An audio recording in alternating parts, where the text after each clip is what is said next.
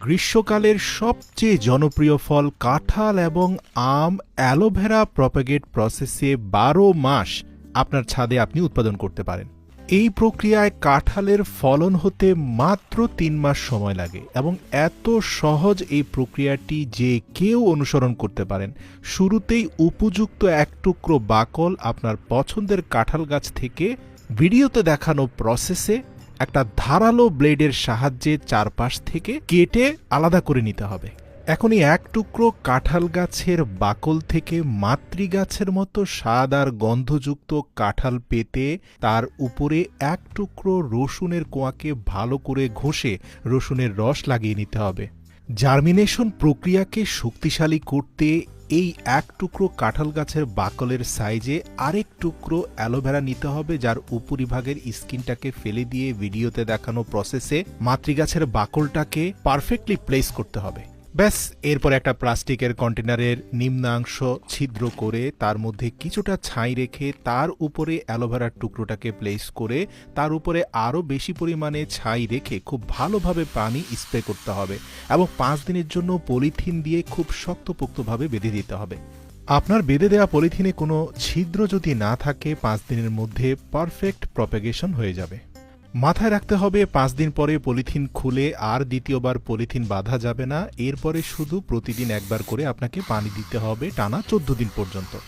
১৪ দিন পরে প্রপার প্রপাগেশনের মাধ্যমে আপনি দেখতে পারবেন সেই বাকল থেকে মাতৃগাছের মতো গুণাগুণ নিয়ে বেশ কিছু কাঁঠালের মুচি বের হয়ে গিয়েছে। এরপর নতুন করে আপনাকে আরেকটা পলিথিনে ছাইয়ের বদলে মাটি দিয়ে তার উপরে আবার অ্যালোভেরা জেল দিয়ে সেই গাছটাকে রোপণ করতে হবে টানা ১ মাসের জন্য।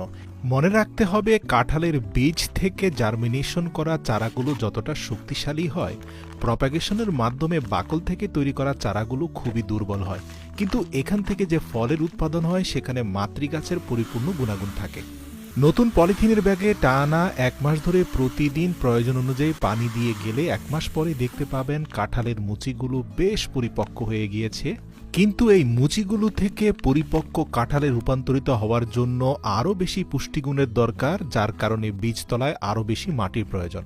এখন আপনাকে পুনরায় একটা বড় বালতিতে বেশি পরিমাণে মাটি দিয়ে সেখানে পুনরায় পূর্বের মতো করে অ্যালোভেরা জেল দিয়ে নতুন করে চারাগাছটি সেখানে রোপণ করতে হবে।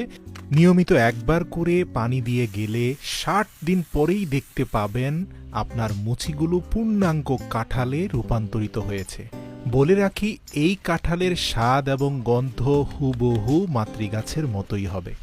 খুবই সংক্ষেপে বলে দিতে চাই, আপনি চাইলে আপনার রসালো পেয়ারা গাছের যে কোনো একটি উপযুক্ত ডালের মধ্যাংশকে বাছাই করে একই প্রক্রিয়ায় সুস্বাদু রসালো পেয়ারা খেতে পারেন ১২ মাস আপনার বাড়ির ছাদে। মাথায় রাখতে হবে, এক্ষেত্রে পেয়ারা গাছের বাকল নয়, পূর্ণাঙ্গ ডালকে কেটে উপযুক্ত অংশের দুভাগকে ফেলে দিয়ে যেই অংশ থেকে প্রপাগেশন হবে তার অপোজিট জায়গাটাকে ভালো করে ধারালো ছুরি দিয়ে ছেঁচে নিতে হবে, যাতে খুব দ্রুত শিকড় গজাতে পারে। এরপর একই প্রক্রিয়ায় একটা টিস্যু পেপারের মধ্যে পর্যাপ্ত অ্যালোভেরা ন্যাচারাল জেল লাগিয়ে সেখানে প্রপাগেশনের জন্য কাটিং করা পেয়ারা ডালটাকে মুড়ে একটা প্লাস্টিক কন্টেনারের নিচে কোকোপিট রেখে তার মধ্যে টিস্যু পেপারটাকে রেখে তার উপরে পর্যাপ্ত কোকোপিট দিয়ে ভালো করে পানি স্প্রে করতে হবে। মনে রাখতে হবে, কাঁঠাল এবং পেয়ারার ক্ষেত্রে পার্থক্য হচ্ছে কাঁঠালের বীজতলায় আপনি ছাই দিয়েছিলেন, এখানে ছাই দিলে কাজ হবে না, এখানে আপনাকে কোকোপিট বা নারকেলের খোসার চূর্ণ দিতে হবে।